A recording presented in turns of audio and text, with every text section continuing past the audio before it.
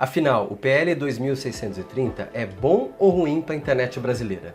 As regras devem ser votadas ainda nessa primeira semana de maio, mas já há reprovação de empresas atingidas e isso gera polêmica. Entenda esse caso. O PL 2630, ou Projeto de Lei número 2630 de 2020, da Câmara dos Deputados, dominou as redes sociais nos últimos dias, por propor uma grande mudança na forma com que brasileiros usam a internet e que empresas são responsabilizadas por conteúdos publicados. De um lado, estão interessados em uma rede mundial com controle para evitar abusos em postagem. Do outro, estão os que dizem que a proposta precisa ser melhor formulada ou ainda, que fere a liberdade de expressão. Para te ajudar a entender o caso, reunimos aqui todas as informações atualizadas sobre o assunto, considerando a proposta original e também sua versão modificada, além de explicar os motivos do envolvimento do Google e até do ministro do STF, Alexandre de Moraes, nessa empreitada. Veja a seguir.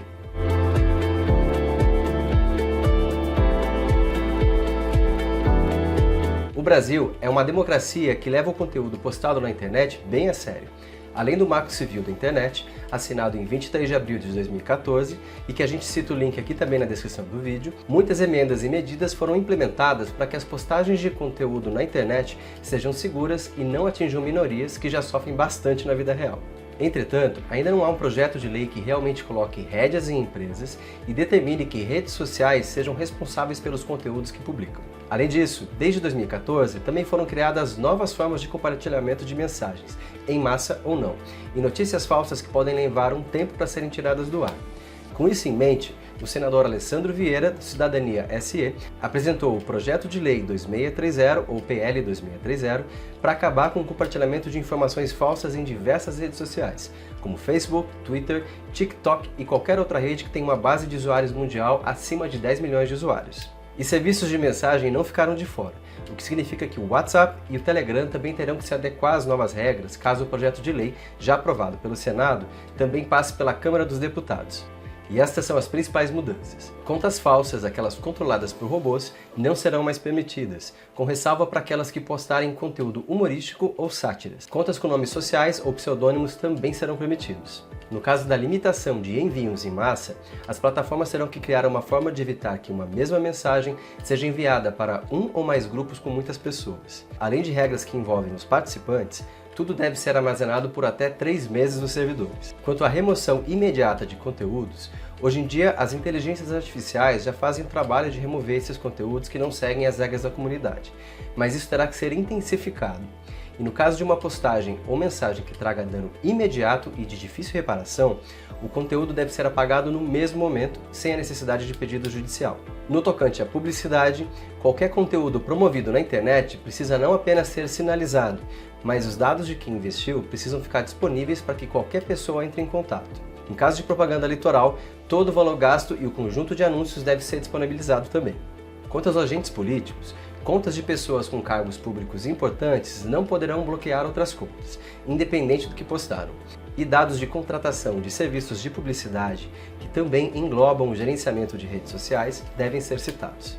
Quanto às empresas e redes sociais, se elas tiverem mais de 10 milhões de usuários e atuarem no Brasil, precisarão ter uma pessoa responsável localmente e sede em nosso país para falar com a justiça quando necessário. Também será necessário divulgar relatórios trimestrais de segurança e os conteúdos e dados de usuários brasileiros devem ser compartilhados sempre que necessário.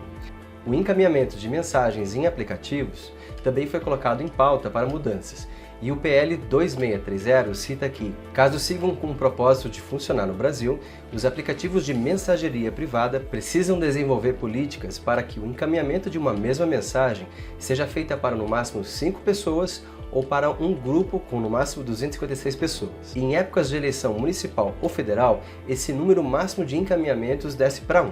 Outra nota importante para empresas que têm atendimento virtual no WhatsApp ou Telegram.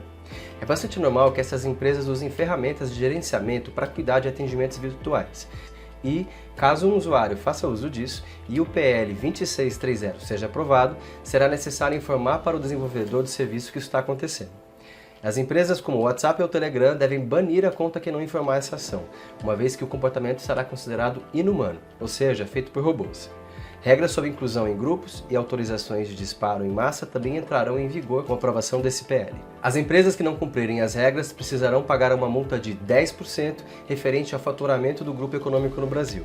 Também serão enviadas advertências, como no caso do Telegram, que ficou proibido de funcionar no Brasil por quase 2 dias por não cumprir um pedido da Polícia Federal. Lembrando, para quem ficou interessado, o texto completo do PL 2630 pode ser lido no site da Câmara na seção de Agência de Notícias. O link está na descrição desse vídeo também. E olha, o Google também resolveu se posicionar. Em publicação postada no último dia 27 de abril de 2023, Marcelo Lacerda, diretor de Relações Governamentais e Políticas Públicas do Google Brasil, fez uma publicação com o título Como o PL 2630 pode piorar sua internet. Esse texto também estava sendo promovido na página inicial do Google até a tarde do dia 2 de maio de 2023 e foi removido após o ministro da Justiça e Segurança Pública do Brasil, Flávio Dino, entrar em contato com a Big Tech. Apesar disso, quem faz a busca no próprio Google ainda consegue ler a opinião do Google Brasil sobre o PL 2630. De uma forma resumida, a grande empresa de tecnologia até considera que novas regras devem ser implementadas, mas um maior debate deve ser realizado para que nada de errado aconteça. Marcelo Lacerda ressalta que, caso o projeto de lei seja aprovado, ele pode trazer esses novos problemas, como maior proteção contra quem produz desinformação, maior risco ao acesso e distribuição gratuita de conteúdo na internet, amplos poderes a um órgão governamental sobre o que pode ser visto na internet, sérias ameaças à liberdade de expressão, problemas para empresas e anunciantes brasileiros e, por último, dificuldades no acesso dos brasileiros à busca do Google ao tratar de buscadores como redes sociais. A empresa ainda acredita que a aprovação em caráter emergencial não é certa e estava promovendo a hashtag #MaisDebatePL 2630.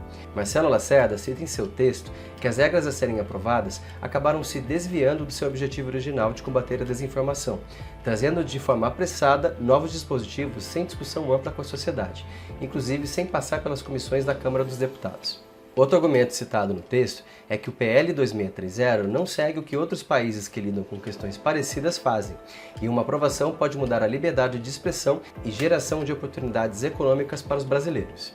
Mas indo mais além, há inclusive relatos de influenciadores e empresas que não conseguiram publicar conteúdos favoráveis ao PL 2630, justamente pelo fato de que o Google não quer que isso aconteça. Esses fatos ainda precisam ser verificados. Após a hashtag MaisDebatePL 2630 se tornar viral nas redes sociais e ser promovida pelo Google em sua página inicial, o ministro do STF, Alexandre de Moraes, determinou que CEOs de grandes empresas como Google, Meta, Spotify e Brasil Paralelo prestem depoimento à Polícia Federal sobre uma possível ação que promovia a reprovação do PL 2630, também conhecido como PL das Fake News. Alexandre de Moraes exigiu que os executivos conversem com a Polícia Federal em até 5 dias para que tudo seja esclarecido. Ele cita que os mecanismos especiais podem ter sido utilizados, em tese, para construir abuso de poder econômico, bem como, eventualmente, caracterizar ilícita contribuição com a desinformação praticada pelas milícias digitais nas redes sociais. Também foi exigida a remoção do texto desaprovando a aprovação da PL das Fake News no dia 2 de maio, da página inicial do Google, sob multa de R$ 150 mil por hora por descumprimento de cada anúncio. Google e Meta também foram convocados a explicar, em no máximo 48 horas, o porquê dos métodos e algoritmos de impulsionamento e induzimento à busca sobre a PL da censura. Já o Spotify e o Brasil Paralelo terão que prestar contas sobre os métodos e algoritmos de impulsionamento e induzimento à busca sobre PL da censura, bem como outros motivos de terem veiculado anúncio político no Google.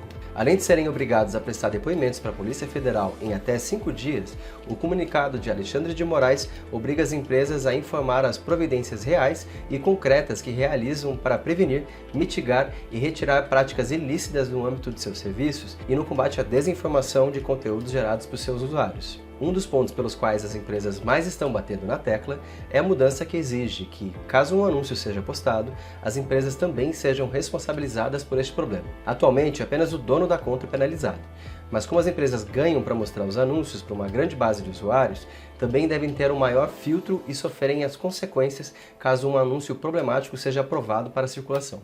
É o que pretende a PL.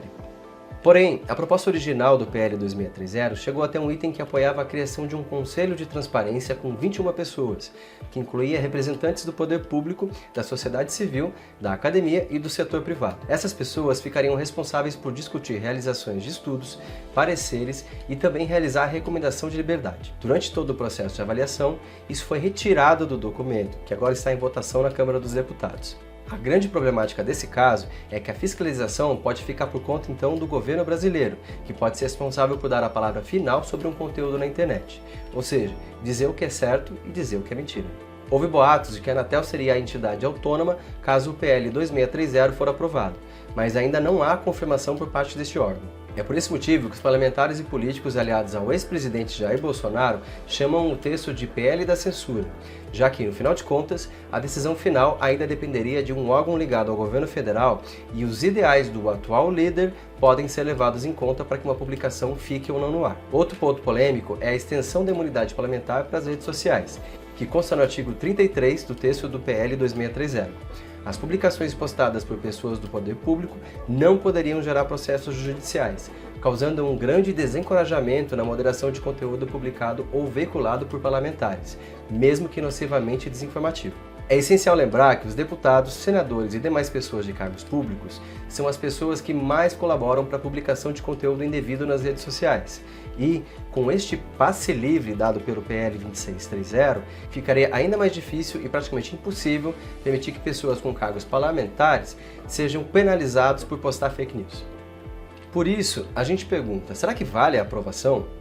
Bom, o projeto de Lei de Responsabilidade e Transparência para Plataformas Digitais, o PL 2630, tem pontos positivos e negativos para diversos brasileiros, mas ao mesmo tempo realmente exige um pouco mais de atenção e reflexão. Ao mesmo tempo, a possibilidade de ter acesso a dados de funcionamento de APIs e algoritmos de recomendação, além dos relatórios de transparência, deve ajudar pesquisadores que atualmente possuem certa dificuldade em ter acesso a isso, e muitas vezes nem o conseguem. Outro ponto positivo é a remoção imediata de uma publicação de alto dano para a vida real, haja vista que, quanto mais tempo um conteúdo fica no ar, mais problemas ele pode trazer para os seus envolvidos. É importante lembrar que, também, as plataformas finalmente serão civilmente penalizadas por conteúdos indevidos deixados no ar. Isso vale para qualquer conteúdo publicado, criado ou impulsionado por terceiros. O pagamento para veículos jornalísticos também fica bastante em aberto, e a atual classificação do PL 2630 apenas exige que seja feito um repasse de renda, ficando à escolha das empresas de tecnologia decidirem quem irá receber. Há apenas as regras de que o veículo tenha ao menos 2 anos de criação, produza jornalismo de forma regular, organizada e profissionalmente, e mantém endereço físico e editor responsável no Brasil. Então, há muitas dúvidas se a aprovação do PL 2630 deve ser feita agora ou não. Por outro lado, ele pode trazer muitas mudanças e ações importantes sobre o uso na internet, mas seu texto também parece não estar atualizado conforme as necessidades atuais do Brasil, e as alterações feitas nele recentemente podem causar danos à sociedade. Até o fechamento dessa matéria, no dia 1 de maio, a PL das fake news não havia sido aprovada ou reprovada na Câmara dos Deputados. Então, a gente recomenda que você acompanhe as informações atualizadas através do nosso portal, o showmetech.com.br. Eu sou Bruno Martinez e fico por aqui. Um grande abraço e até a próxima!